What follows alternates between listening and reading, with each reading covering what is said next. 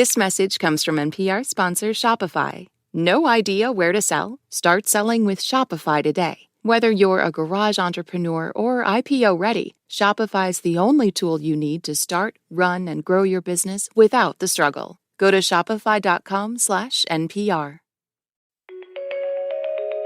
Hey, it's NPR's Book of the Day. I'm Andrew Limbaugh. The wildfires in Maui were at the top of the headlines for a bit, rightfully so. But there have been other wildfires across North America in recent weeks, in eastern Washington state, across the Northwest Territories of Canada. And right now, as I'm writing this, Louisiana is suffering the state's largest wildfire ever recorded. It's pretty clear that these fires will continue to happen. And so Nick Mott and Justin Engel have co-written a book. It's titled This is Wildfire: How to Protect Yourself, Your Home, and Your Community in the Age of Heat. The book offers practical advice on the personal level, but also explains local policies on fire and why it's important to talk to your neighbors. Because, as they explain to Here and Now Scott Tong, the thing that can help prevent wildfires is actually more fire.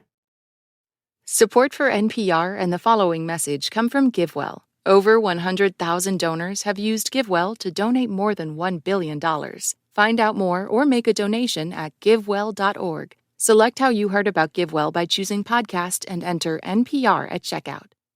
This message comes from NPR sponsor Carvana. Carvana has made it easy to sell your car. Just enter your license plate or VIN, answer a few questions, and they'll give you a real offer in seconds, and it's good for up to 7 days. Visit Carvana.com to get an instant offer today.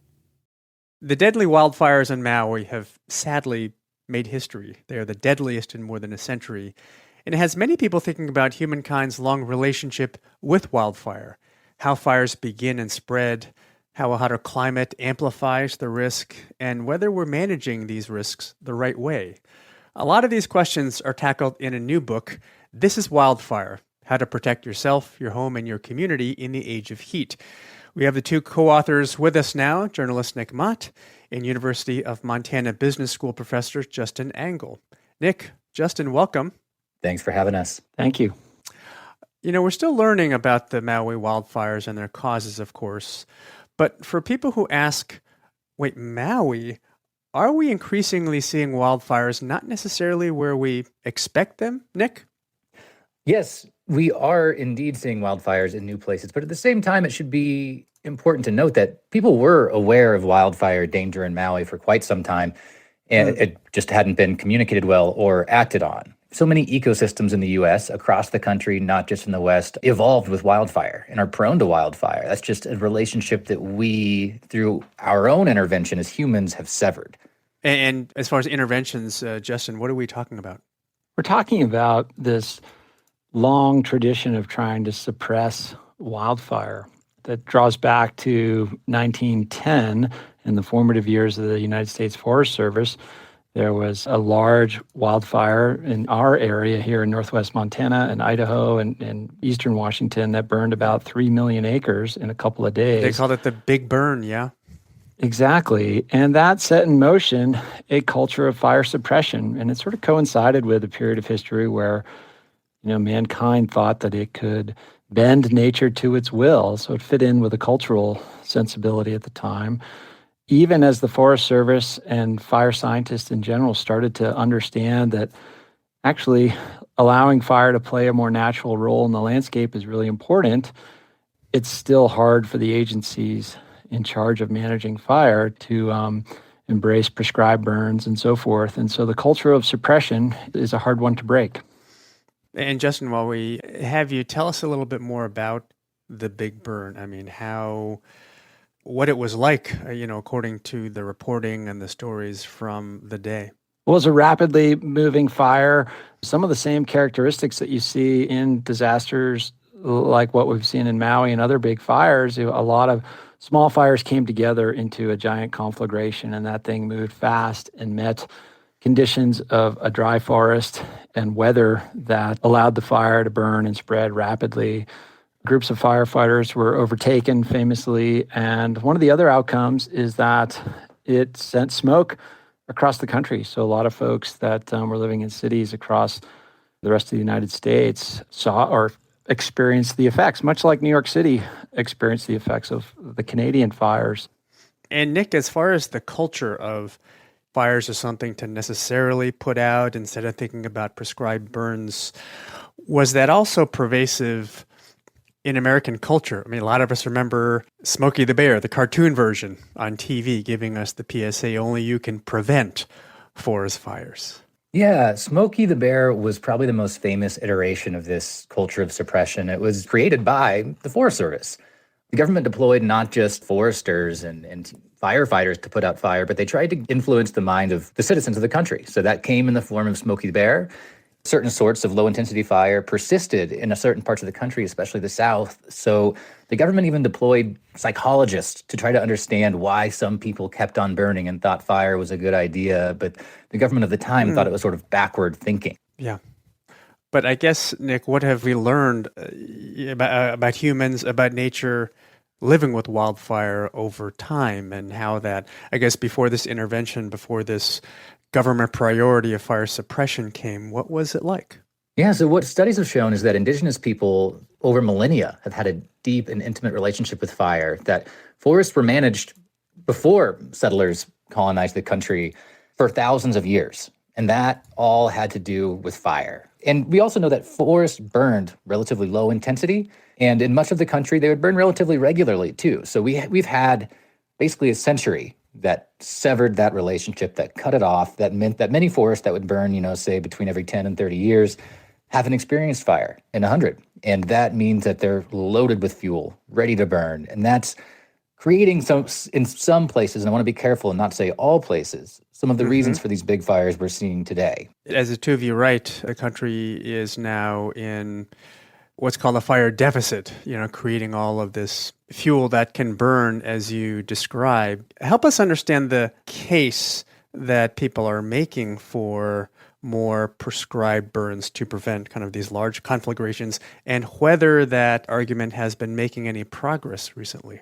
The notion of a fire deficit is tied pretty closely to climate change and the notion that the warmer the temperatures, the more fires we should expect. There's some more complex mechanisms in there, but the basic intuition is pretty straightforward. When we talk about prescribed burns, what we're trying to do is mimic the natural occurrence of periodic wildfire. So as Nick mentioned, a lot of our forests are adapted to experience naturally occurring wildfire between 10 and 30 years. Because we have not allowed that cycle to operate, we can sort of try to jumpstart it or catch up by introducing prescribed burning. And that means a fire that is set under specific conditions with specific objective, trying to imitate the effect of a natural fire. And those are hard to do. They require the right conditions. There are a lot of bureaucratic, legal, and cultural constraints to putting more fire on the landscape. There's just a lot of disincentives. Like if you're a land manager and you know that the science is telling you that the right thing to do is introduce fire, there's still a lot of incentives against doing that, because if something goes wrong with that fire, and there are very rare cases where that's happened, but they tend to generate a lot of news coverage and can cause a lot of problems, those kind of create some disincentives for taking that risk as a land manager. And so there's some institutional inertia that we need to overcome in order to get more fire on the landscape. Nick, much of the country is certainly thinking about the victims on Maui. Many of them have not even been identified yet. But as far as people who tend to be the victims, you've written that in general, the victims of forest fire in North America are more rural, poor, and less educated, that this isn't an issue of environmental justice. Can you explain that a little bit? In one sense, when you think about people, especially in the West, that live in fire-prone areas, we're talking about what's called the wildland-urban interface, or what people call the WUI for short. And that's where homes and flammable stuff like trees and shrubs and forests intermingle. It's kind of intuitive. A lot of people think in the West, well, that's where wealthy people retire. It's mostly wealthy white folks wanting to be out among the trees. And the reality of where fire danger happens is not quite as simple as that. And it's not just who is directly being killed by fire or whose houses are being burnt down. It's also who's impacted by fire. That comes in the form of livelihood. When we talk about maybe ranchers and other producers in the landscape losing livelihood because their fields are burnt over, it could also mean, really importantly, smoke impacts, which are felt the worst by people with pre-existing conditions, by people with exposure to other harmful health issues, and also by folks who are working the land. So the reality of who fire is impacting is a lot more complicated than we initially expect when we just think about, those big houses out in the hills.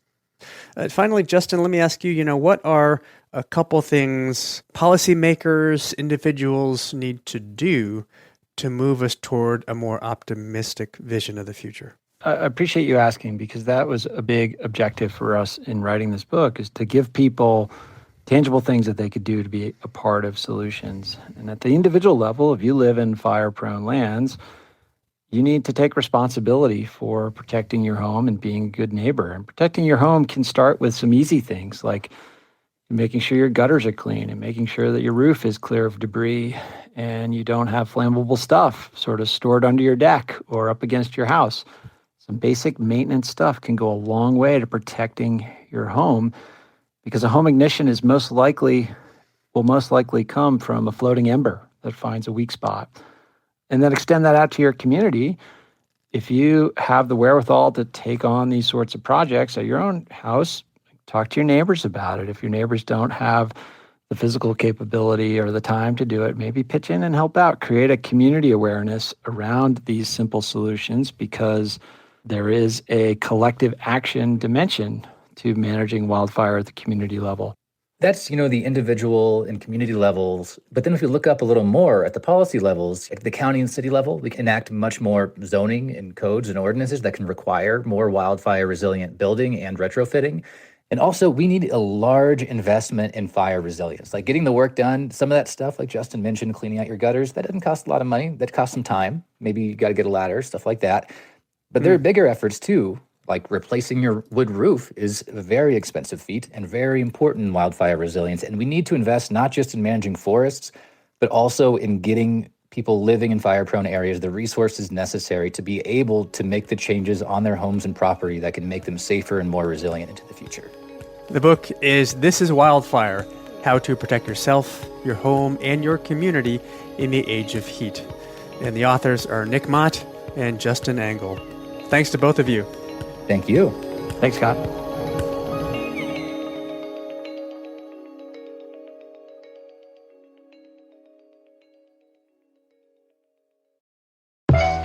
I'm glad you said that, because nobody says that. Can I just say thank you to you for such a thoughtful interview? Oh my God, yeah, I think you nailed it. Bullseye. Interviews with creators you love and creators you need to know. Listen to the Bullseye podcast only from NPR and Maximum Fun.